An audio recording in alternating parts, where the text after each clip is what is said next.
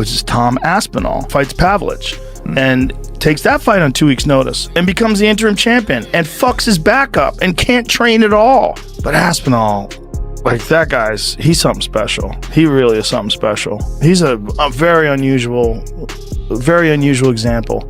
Because he's a heavyweight, and he's a big guy, a really big guy, but he moves so fast.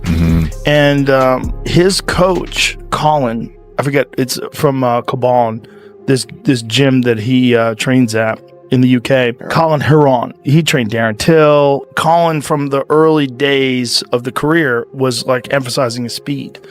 And so his speed has always been like extraordinary compared to other heavyweights. Like, he just fucking moves in. It's all like fast, explosive movements. So he's got natural speed, but then he's also got a lot of training to execute quickly. So when he moves in, he closes the gap. You can see, like, fuck, he's fast for a big guy. Right. Podcast host Joe Rogan has responded to heavyweight fighter Tom Aspinall's remarkable new physique transformation. Much different than everybody else in the sport. Like, Google, let's come up with a good Aspinall fight. Let's watch one of them. Like, so let's see Marcin Tybura. That's a good one. He's so fucking fast, dude. The Andrei Arlovsky fight, you can see that's pretty fast too. We'll put the Tybura one. It's the left-hand side. Go above that to the left. Right there. Click on that. No, but it's going to be a small, just click on it. I can't control this. That's fine. That's fine. I just want to show his movement. Look how fast he moves in. I mean, that guy's so fucking fast. Yeah. He moves like a 175-pounder. He doesn't move like a 250-pound guy. Look how quickly he closes the distance, man. His hand speed and full range of skills. Incredible stand-up, knocks guys out with one punch, black belt in jiu-jitsu, really good wrestler, his everything, and he's young.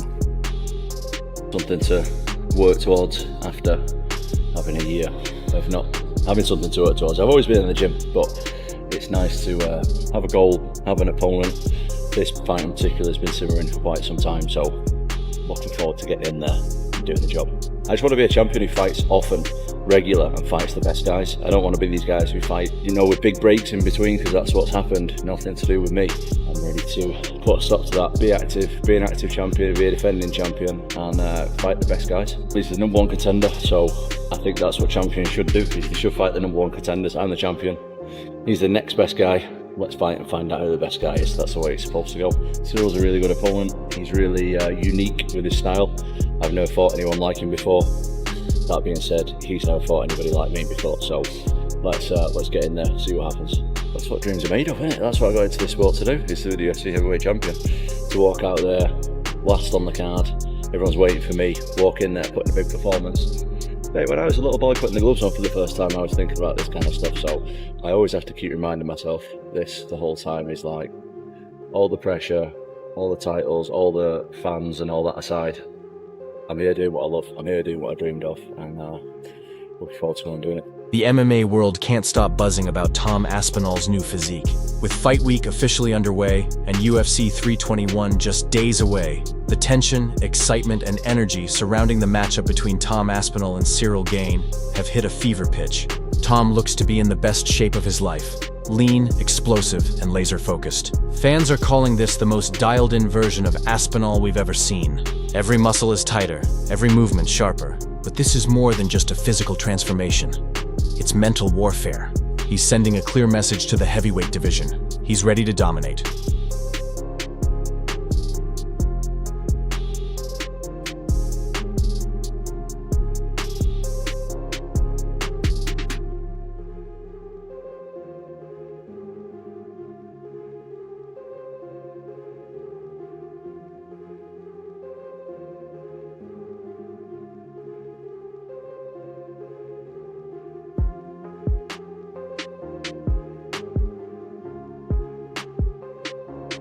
Athletes, there's those that pressure wears them down, and there's those who shine under pressure, and I am 100% part of the latter.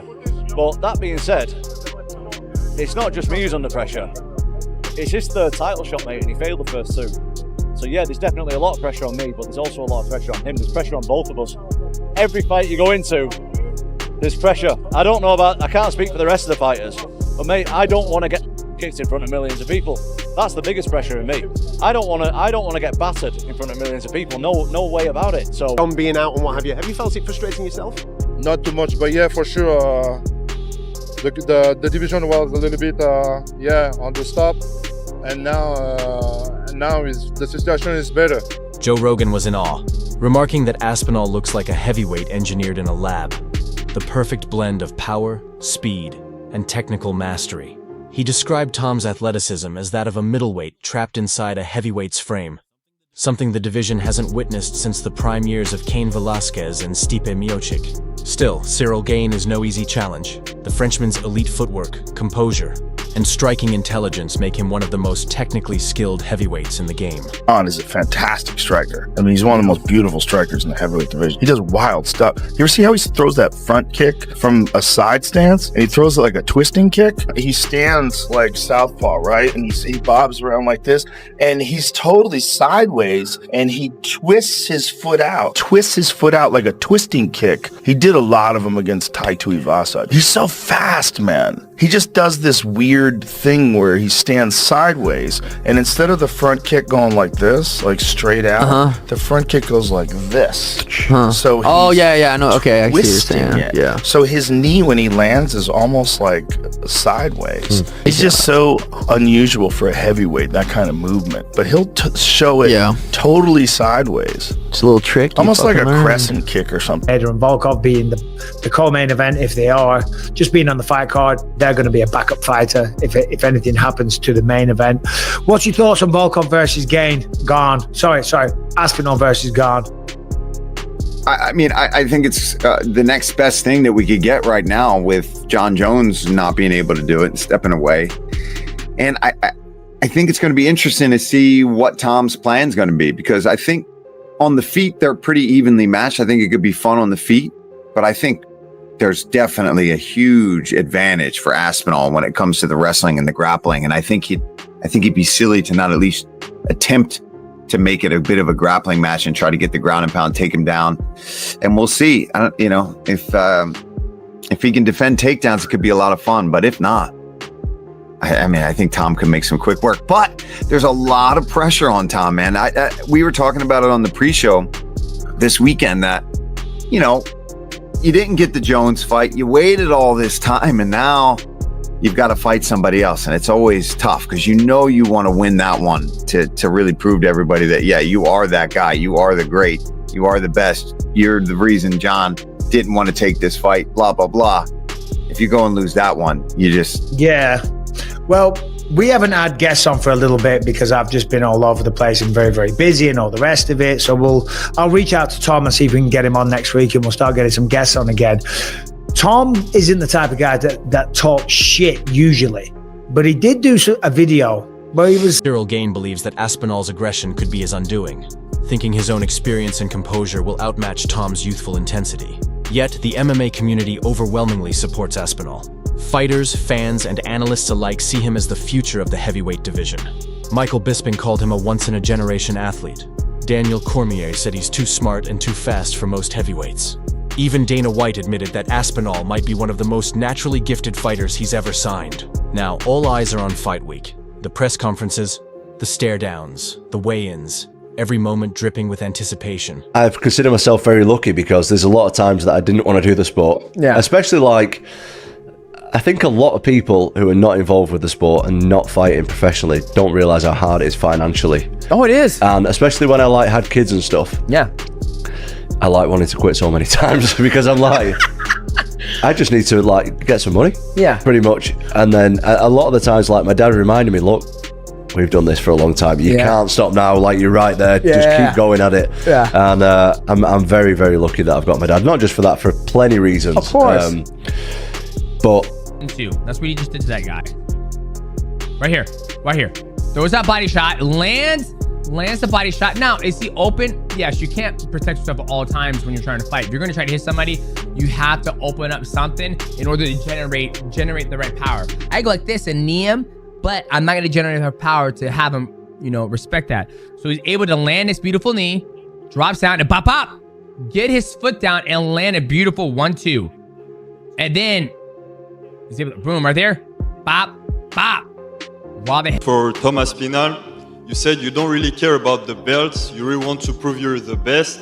Is there any other fighter in the heavyweight division that you feel you need to beat to prove that you are the best, other than Ciryl Gane? Yeah, there's lots of guys. There's lots of guys, man. But I'm the kind of guy who doesn't look past my opponent. I'm very, very serious about this fight. I've been training for the last year without a break. I've had absolutely no breaks. I'm much better now than I was in my last fight, and I want to show that. But as far as other heavyweights and stuff, right now that doesn't really interest me. Jon Jones is retired, so I don't really have much to say on that, to be honest. So I'm fighting this guy, and this guy's really good, so I'll be as ready as I can be. Tom Aspinall just seems to be far ahead of all of them. You know that him and Gane's fight is going to expose a few things, because Gane might be the only guy in that heavyweight that might match him speed-wise. Tom?